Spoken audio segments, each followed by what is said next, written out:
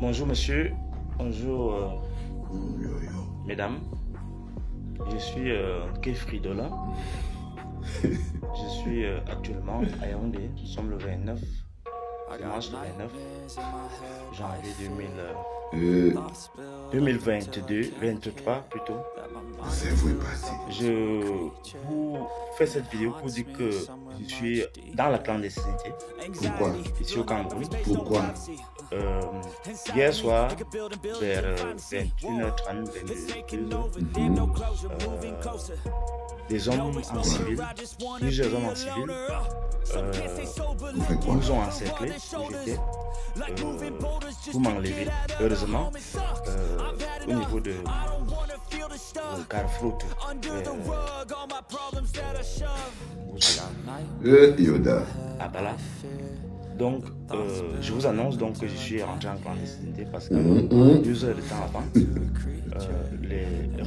les hauts responsables du secrétariat d'État à la Défense m'ont envoyé des menaces par l'entremise d'un des chefs qui avait organisé la descente sur le lieu de l'assassinat de Martinez Zogo. Ils l'ont relâché sous la pression des autres chefs et de moi-même. Donc, ils m'ont envoyé des menaces de kidnapping et de mort quelques heures avant cet incident d'hier soir. Donc, je dois vous rappeler que nous avions organisé, j'avais été associé à l'événement que vous avez vu. La mascarade. Les chefs sont partis sur le terrain maudit les assassins et les commanditaires de l'assassinat de Martinez Zogo. Et j'ai joué un rôle dans cette affaire. Lorsqu'on a arrêté le chef, il a passé toute une journée. Il a presque dormi là-bas même, puisque c'est jusqu'à tard qu'on a fait une réunion chez le ministre non soumet dans la nuit tard. On l'a dû le libérer avec tous les autres chefs où on disait que s'il n'est pas libéré, on va passer à autre chose.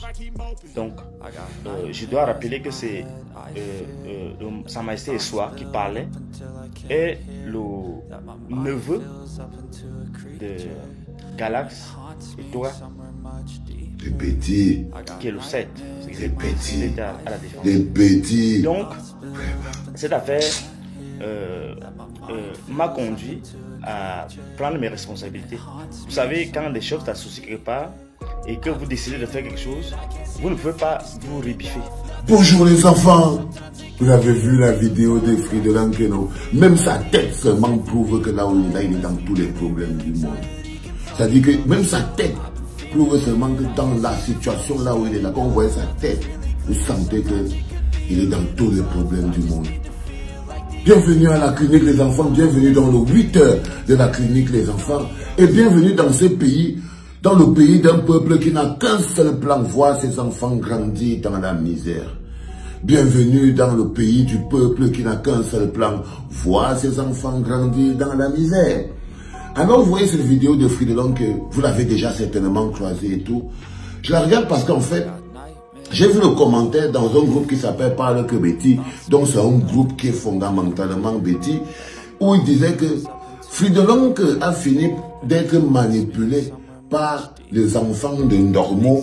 C'est pour maintenant il est lynché. Non les enfants.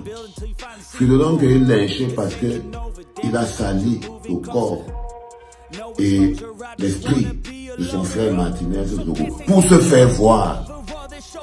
Parce qu'il a essayé d'embarquer les Camerounais et le peuple camerounais dans une manipulation pour empêcher encore les gens de voir clair dans la justice. Et aussi parce qu'il a essayé de tribaliser la justice. Ce n'est pas parce qu'il a été fait manipuler par les fils de normaux, c'est parce qu'il a essayé de tribaliser la justice. Parce qu'il a essayé de cannibaliser le corps de l'homme qu'on appelle Martinez Zogo. Parce que lorsque vous voulez bouffer un cadavre comme un charognard, il faut avoir l'estomac solide. C'est comme ces chefs traditionnels qui sont allés se rebiffer chez Don Soumet. Ils ne sont pas allés se rebiffer. Non. Ils avaient tout bien planifié.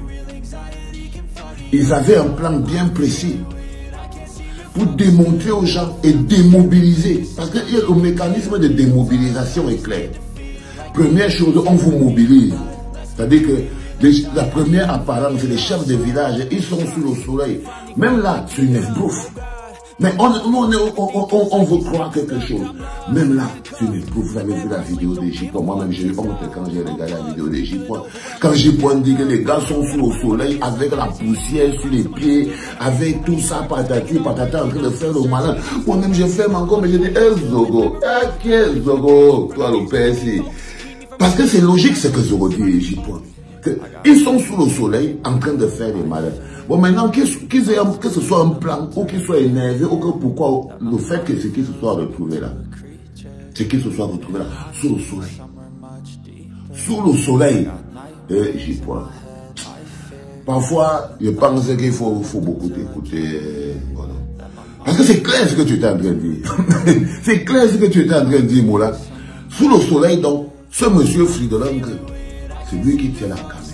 Il est placé sous le soleil avec les chefs que tu vois là, en train de faire la colère du cafard.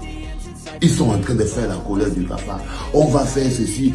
Ils prononcent des grosses paroles. C'est pour ça que je vous dis que le premier groupe de personnes que Pomba a totalement détruit, ce sont les Ekambeti.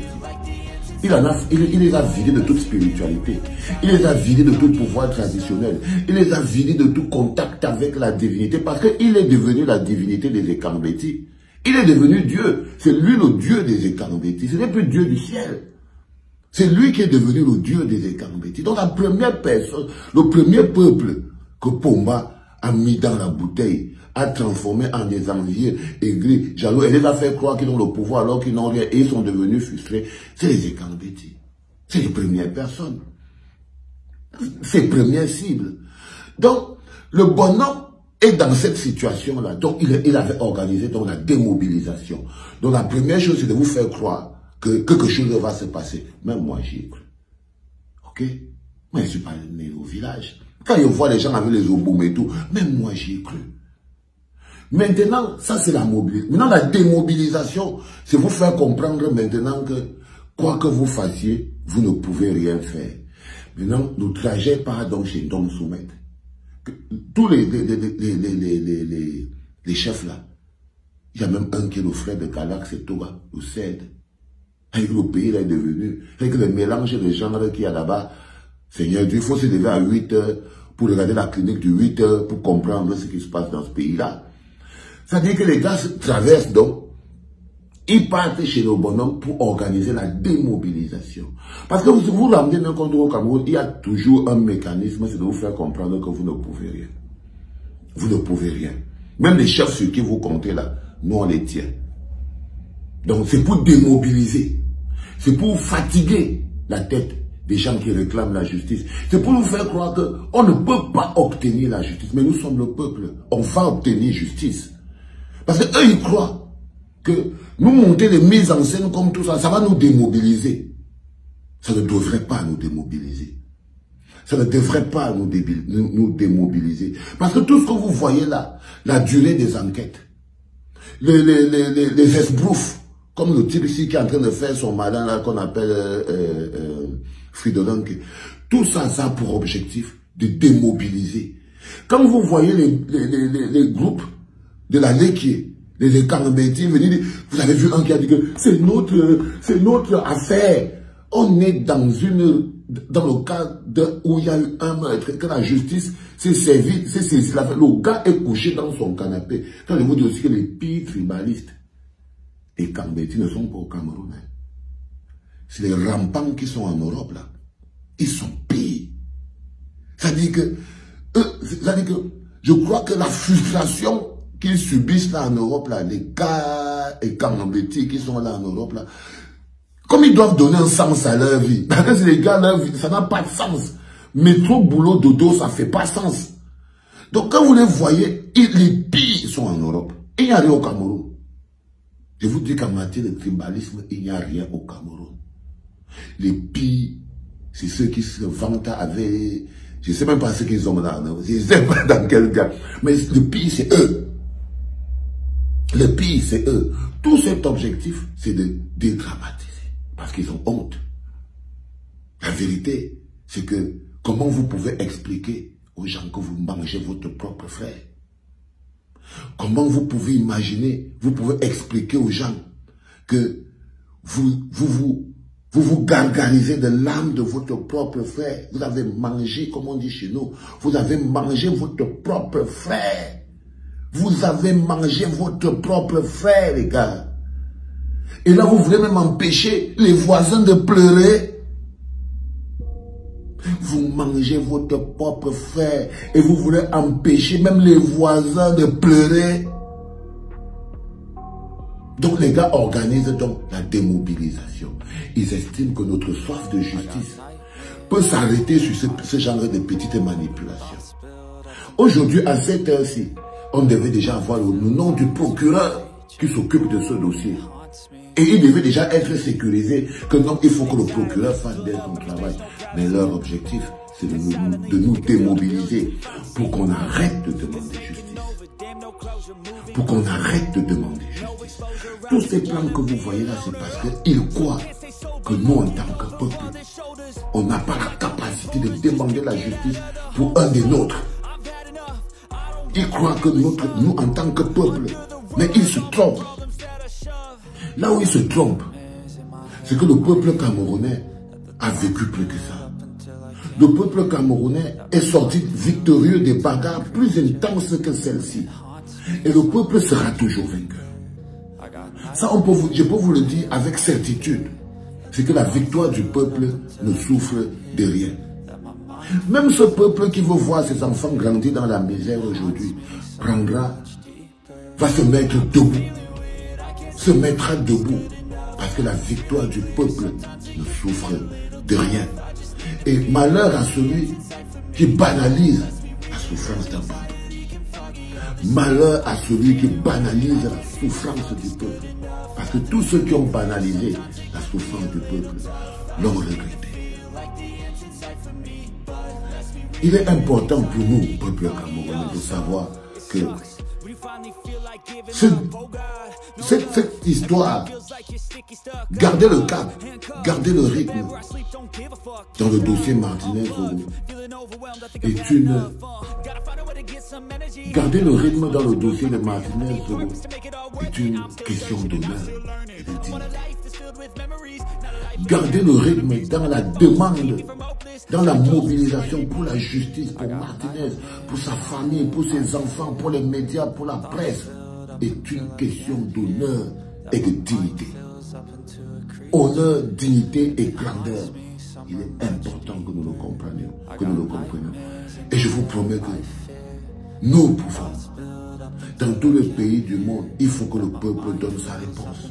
Vous savez ce qui se serait passé si on était ici, partout là? Même seulement le matin, on aurait vu des enfants qui ont écrit sur les murs avec les bombes. Justice pour Martinez. Ça, c'est les réactions du peuple. Je vais vous faire une capsule là-dessus pour que vous compreniez, vous, le peuple, que vous aussi, on a besoin de sentir votre indignation. On a besoin de sentir votre force. Mais ce n'est pas le podcast de ce matin. Le tout premier podcast, c'était de vous montrer et de vous faire comprendre que tous les mécanismes de démobilisation doivent être observés, analysés et stoppés. Parce que nous sommes le peuple et notre souffrance ne souffre de rien. C'était le premier podcast de la journée. Les enfants, réveillez-vous. C'était papa.